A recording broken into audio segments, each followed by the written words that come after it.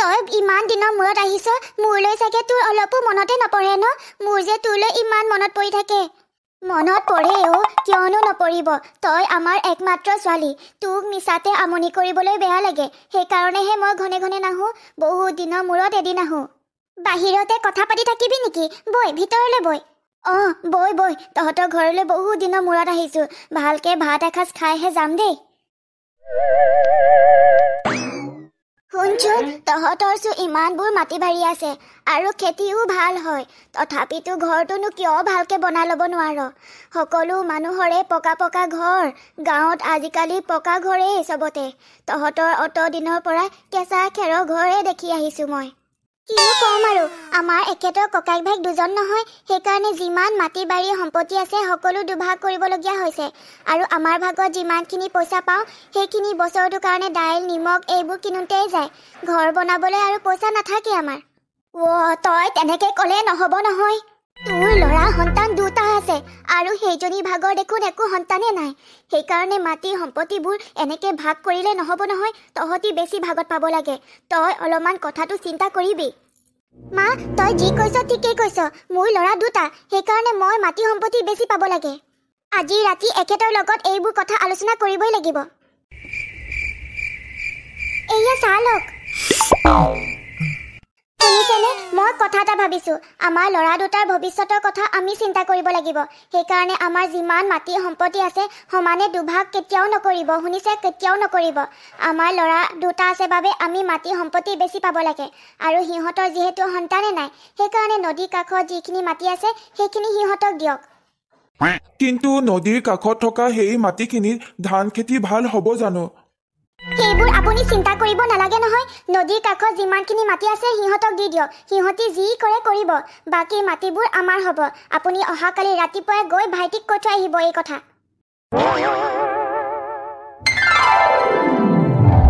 চা ভাইটি, দেউতাই এৰি যোৱা মাটি সম্পত্তিবোৰ আমি দুভাগ কৰি ভগাই ল'লে নহ'ব। মোৰ ল'ৰা দুটা, সেইকাৰণে মই বেছি ভাগত পাম। আৰু তই নদীৰ কাষত যিমানবোৰ মাটি সম্পত্তি আছে সেইখিনি তই লৈ ল। কিন্তু ককাইদেউ, নদীৰ কাষত থকা মাটিখিনিত ধান খেতি কৰিব নোৱাৰি। যদি ধান খেতিয়ে কৰিব নোৱাৰো তেতিয়াহ'লে আমি কি খাম? সেইবোৰ মই একো নাজানো। আজিৰ পৰা তই নদীৰ কাষত যিমান মাটি আছে সেইখিনি তই ল'বি, বাকীবোৰ মোৰ হ'ব। ককাইদেউ, আপোনাৰ সম্পত্তি হোৱা হ'লে মই তল মূৰ কৰি মানি ল'লো হ'লে, কিন্তু দেউতাৰ সম্পত্তি হয়, সেইকাৰণে ময়ো সমান ভাগ পাব লাগে। তোক ইমান সম্পত্তি কিয় লাগে ভাইটি? তোৰচোন একো সন্তানে নাই।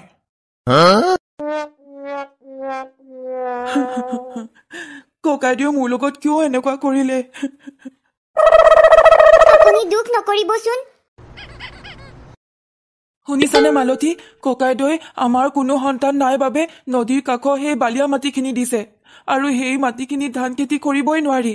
যদি আমি ধান খেতি কৰিবই নোৱাৰো তেতিয়াহ'লে আমি বছৰটো কি খাম আমি? মই ভিতৰৰ পৰা গোটেইখিনি কথাই শুনি আছিলো।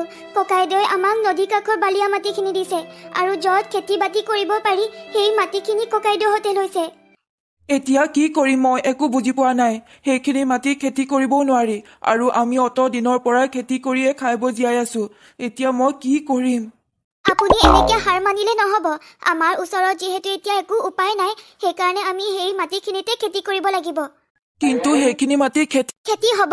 সেইখিনি মাটি আমি খেতি কৰিম। আজিৰ পৰা আপুনি অকলে খেতি কৰি কষ্ট কৰিব নালাগে। ময়ো সমানে আপোনাৰ লগত তাত খেতি কৰিম। তোমাৰ কথা কেইটাই মোক বহুত সাহস দিছে। আপুনি ককাইদেউ বেয়া পাই নাথাকিব। তেখেতসকলে যদি বেছি সম্পত্তি ল'ব বিচাৰিছে তেতিয়াহ'লে ল'বলৈ দিয়ক। আমাৰ ওচৰত যিখিনি আছে সেইখিনিৰ লগতে আমি সুখী হ'ব লাগে।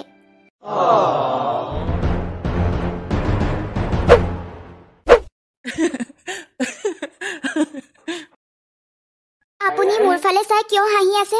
মই কিবা হাঁহি উঠা কাম কৰি আছো নেকি? তোমাৰ মুখত বোকা লাগি আছে, মোৰ সেইকাৰণে হাঁহি উঠি আছে। তুমি মুখত লাগি থকা বোকাখিনি অঁতৰাই দিয়া, চফা কৰি লোৱা মুখখন। মোৰ মুখত বোকা লাগিলেও লাগক, কিন্তু আমি এই মাটিখিনি খেতি কৰিহে এৰিম আৰু খেতিও বহুত ভাল হ'ব। জানেনে, ভগৱান সেইসকল মানুহৰ মাজত থাকিব বিচাৰে যিসকল মানুহে কষ্ট কৰি আগবাঢ়ি যাব পাৰে। আৰু আমিও কষ্ট কৰি যাম আৰু ভগৱানে আমাক এদিন নহ'লে এদিন চকু মেলি চাব। তুমি ঠিকেই কৈছা। জানেনে আজি মোৰ বহুত ভাল লাগিছে আজিৰ পৰা আমাৰ মাটিৰ সম্পত্তিও বেছি আমি বহুত খেতি কৰিব পাৰিম এতিয়া আৰু বহুত পইচা পাম আমাৰ এতিয়া একো চিন্তাই নাই নদীৰ কাষত থকা মাটিখিনি মই সিহঁতক দি পিনে বহুত ভাল কাম কৰিলো এতিয়া সিহঁতি ক'ত তাত খেতি কৰিব পাৰিব কাৰণ বালিয়া মাটি খেতি কৰিবই নোৱাৰি আৰু সিহঁতি ভোকে পিয়াহে থাকি থাকি এদিন মৰি যাব আৰু মৰি যোৱাৰ পিছতো আমাৰে গোটেই সম্পত্তিখিনি হ'ব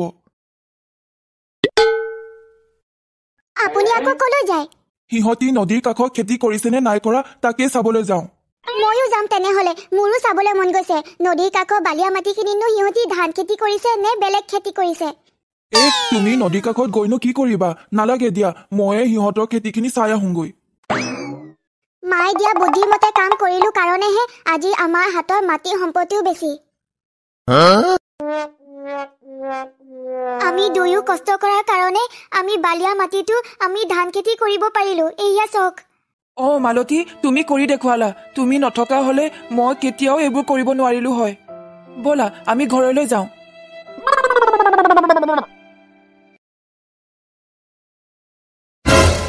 এয়া মই কি দেখিছো এই মাটিখিনিতো কেতিয়াও ধান খেতি নহয় সেইকাৰণে এই মাটিখিনি সিহঁতক দিছিলো কিন্তু সিহঁতি কেনেকে এই মাটিখিনি ধান খেতি কৰিব পাৰিলে সিহঁতৰ খেতিচোন আমাৰ খেতিতকৈও বেছি ধুনীয়া হৈছে আৰু সিহঁতি আমাতকৈ বেছিহে ধান পাব এতিয়া দেখ সিহঁতক এই মাটিখিনি দিবই নালাগিছিল জাননে মা তই যেনেকে কৈ গৈছিলি আমি তেনেকে কৰিলো এতিয়া আমাৰ হাতত বেছি মাটি সম্পত্তি আছে আমাৰ ল'ৰা দুটাৰ কাৰণে অলপো চিন্তাই নাই সিহঁতক নদীৰ কাষৰ বালিয়া মাটিখিনি দিছো সিহঁতি সেইখিনি ঠাইত খেতি কৰিবই নোৱাৰে 1 কেজি চাউল ওলাই নে নোলাই তাৰো সন্দেহে আছে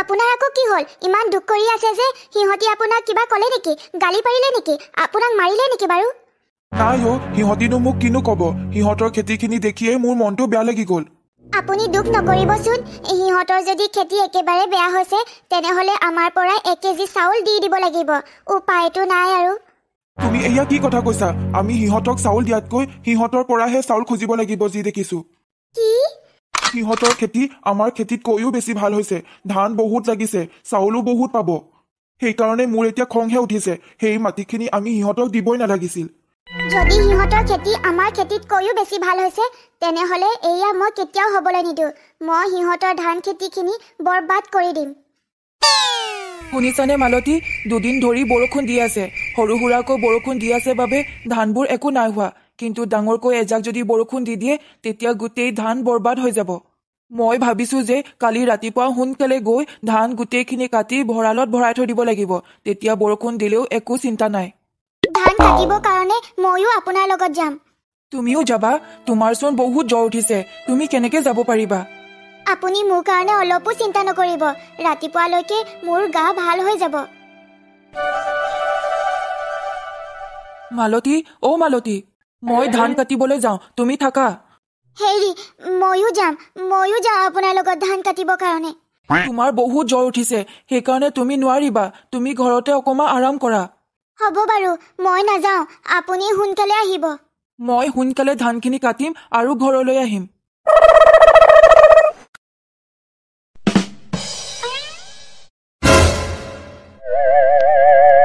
যোৱাকালি ইমান ডাঙৰকৈ বৰষুণো দিয়া নাছিল যদি বৰষুণ দিয়াই নাছিল তেনেহলে এই ধানখিনি কেনেকৈ ইমান বেয়া হ'ল হে ভগৱান তুমি কিয় মোৰ লগত এনেকুৱাখন কৰি আছা প্ৰভু এতিয়াচোন সঁচাকৈ ইমান ডাঙৰকৈ বৰষুণ দিছে মই এতিয়া ঘৰলৈ কেনেকে যাব পাৰো মই এটা কাম কৰো বৰষুণ দিয়ালৈকে ওচৰত থকা ডাঙৰ গছ এজোপাৰ তলতে মই আশ্ৰয় লওঁ যেতিয়া বৰষুণ এৰিব তাৰ পিছতহে মই ঘৰলৈ যাম মালতীও ঘৰত অকলে অকলে আছে তাইৰো গাটো ভাল নাই মই সোনকালে ঘৰলৈ যাব লাগিব হে ভগৱান বৰষুণ সোনকালে তুমি এৰি দিয়া প্ৰভু এৰি দিয়া ওচৰত চাগে কোনোবা মানুহ আছে মই যদি সহায় বিচাৰো মোক নিশ্চয় কৰিব ওচৰত কোন আছা ওচৰত মোক সহায় কৰা মই মাটিৰ তলত আছো মোক সহায় কৰা মই মাটিৰ তলত আছো মোক সহায় কৰা তুমি মোক সহায় কৰা মই এই গাঁতৰ ভিতৰত সোমাই গলো ওলাব পৰা নাই মোৰ সৰু সৰু ল'ৰা ছোৱালী আছে সিহঁতি মোৰ কাৰণে বাট চাই আছে মোক উলিয়াই দিয়া ওপৰলৈ উলিয়াই দিয়া ৰবা নদেৱী মই তোমাক সহায় কৰিম তুমি চিন্তা নকৰিবা তোমাৰ ল'ৰা ছোৱালীৰ ওচৰলৈ যাবও পাৰিবা মই তোমাক সহায় কৰিম আহা নাগদেৱী, তুমি মোৰ হাতখন ধৰি ওপৰলৈ আহিব পাৰিবা, আহা।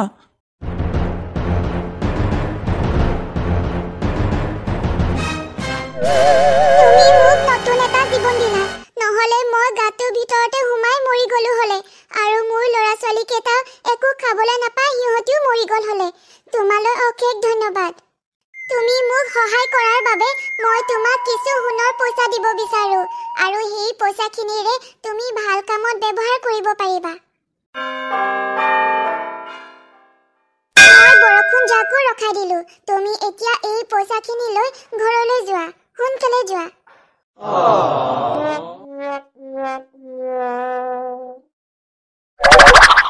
দেখিলে, মই আপোনাক কৈছিলো নহয়, ভগৱান সেইসকলৰ মাজত থাকিব বিচাৰে যিয়ে কেৱল কষ্ট কৰি আগবাঢ়ি যাব পাৰে।